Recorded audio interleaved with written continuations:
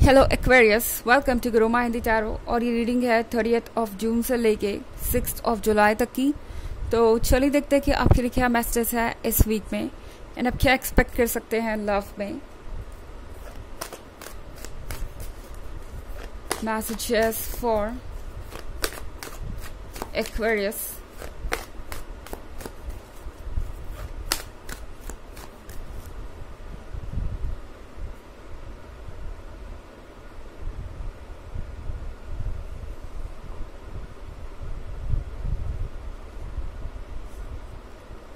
Three of Pentacles, Nine of Wands, Ace of Wands, Five of Wands,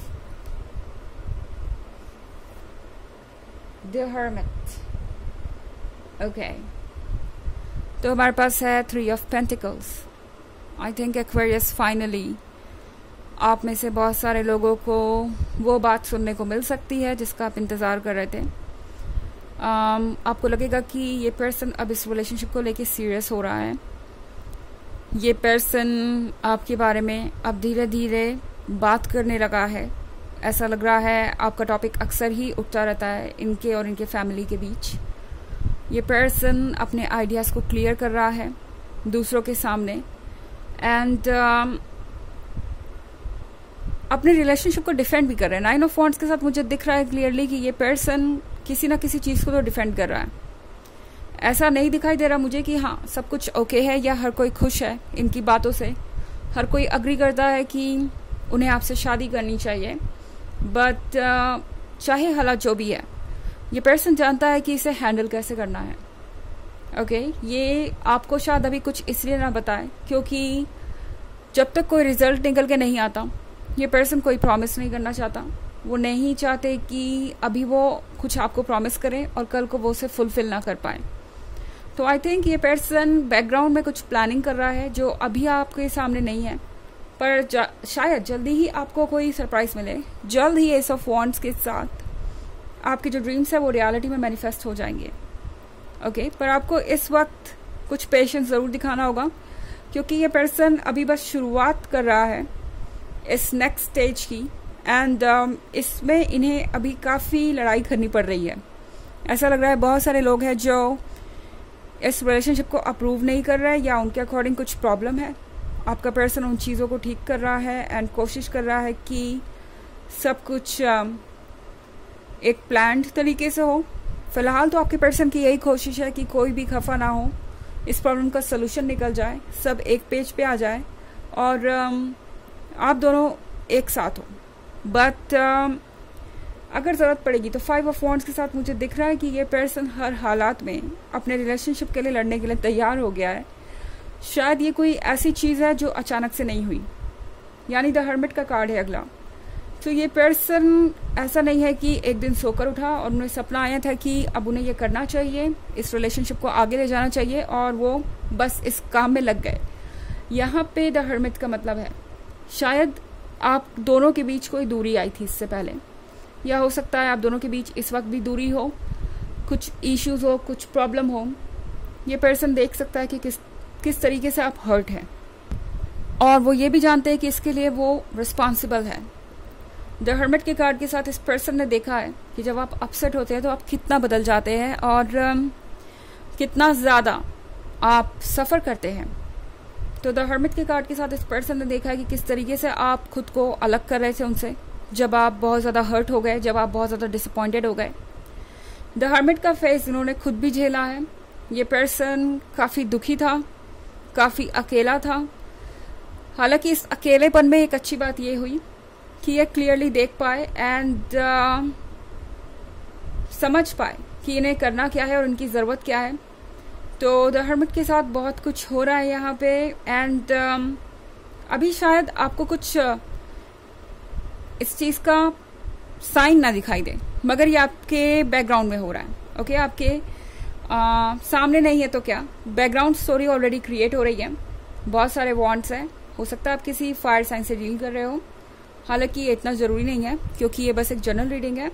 हाँ, S of wands यहाँ पे है तो ज़रूर आप ये समझ जाएंगे कि इस पर्सन को आप में दिलचस्पी है, कुछ तो ऐसा मोमेंट हो सकता है आपको टेक्स्ट करें कुछ रोमांटिक मैसेजेस या आपसे बात करना चाहे, आपको लगेगा कि ये पर्सन अब आपके और क्लोज आना चाहता है। ओके, हो सकता है काफ़ी लंबे समय के बाद कुछ ऐसा हो जब आपको लगे कि शायद ये पर्सन अब इस रिलेशनशिप को लेके सीरियस हो रहा है। हालांकि ये एक जनरल रीडिंग है, ये सबसे रेजोनेट नहीं होगी।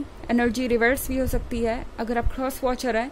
इसके अलावा अगर आप पिछले वीक की रीडिंग या ईयरली रीडिंग देखना चाहें 2023 की, तो इसके फर्स्ट क्वार्टर, सेकेंड क्वार्टर और थर्ड क्वार्टर का लिंक आपको डिस्क्रिप्शन बॉक्स में मिल जाएगा हमेशा की तरह। चलिए आगे बढ़ते हैं।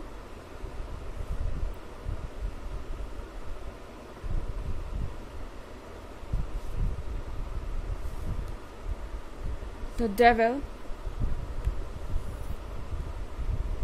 Page of Swords, The Hanged Man, Six of Wands, Ace of Pentacles. Okay, तो हमारे पास है द डेविल। डेविल के साथ बहुत चीज़ें कॉम्प्लिकेटेड हो गई हैं।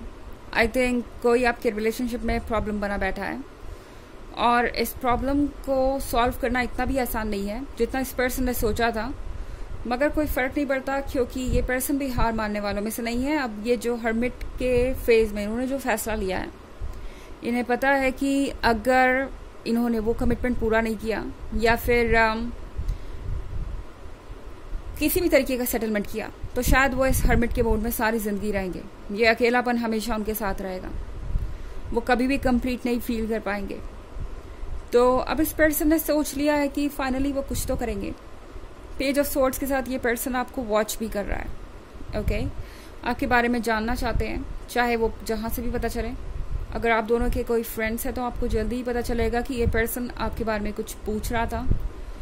पेज ऑफ सोर्ड्स के साथ ये पर्सन आपके सोशल मीडिया पे भी स्टॉकिंग कर रहा है। इनफैक्ट हो सकता है कोई लाइक या कोई कमेंट या कुछ आपको डाउट होगी ये पर्सन कहीं से आपको स्टॉक कर रहा है किसी तरीके से। एंड द हैंग्ड मैन के साथ ये पर्सन अब समझदार हो गया है। ओके, पहले इन्हें ये बात समझ नहीं आ रही थी कि आपको क्या इम्पोर्टेंस मिलनी चाहिए और उनकी क्या प्रायोरिटीज़ होनी चाहिए, पर अब वक्त के साथ उन्हें समझ में आ गया है कि आप ही वो पर्सन हैं जो ज़िंदगी भर उनके साथ रहेंगे, जो उन्हें अनकंडीशनल लव दे सकते हैं एंड जिसके साथ वो सारी ज़िंदगी खुश रह सकते हैं। तो डेफिनेटली हैंगमैन के साथ ये पर्सन अब वाइज हो गया और समझ रहा है कि ये रिलेशनशिप उनका डिसीजन होना चाहिए, ना कि 10 लोगों के साथ लिया हुआ डिसीजन, या कह सकते हैं ये कोई ऐसा कॉमन मैटर नहीं है जिसपे हर कोई अपना वोट देगा या हर कोई अपनी बात कहेगा। ये पर्सन समझ गया है कि यस या नो उन पे डिपेंड करना चाहिए, बाकी लोगों के यस या नो से उन्हें कोई फ़र्क नहीं पड़ना चाहिए। 6 ऑफ वॉन्ड्स के साथ ये पर्सन ये सोच कर चला है कि इस बार तो वो इन ऑब्स्टेकल्स से जीतेंगे ही जीतेंगे, इन ऑब्स्टेकल्स को पीछे छोड़ेंगे ही छोड़ेंगे। एंड इसके अलावा ये पर्सन और कुछ नहीं सोच रहा इस वक्त। ओके, इनके दिमाग में ये बात है ही नहीं कि अब वो ना कहेंगे, ओके, या अब वो रुकेंगे, ये उस तरीके से सोच ही नहीं रहे। हमारे पास है S of pentacles. S of pentacles के साथ डेफिनेटली जो आप चाह रहे हैं वो हो रहा है। हालांकि इमीडिएटली आपको दिखाई नहीं देगा, पर जल्दी ही दिखाई देगा कि जो एग्जैक्टली आप चाहते थे वही हो रहा है। एंड ये पर्सन फाइनली आपको एक सीरियस कमिटमेंट देना चाहता है। चलिए देखते हैं आपके लिए ऑरेकल मैसेज क्या है।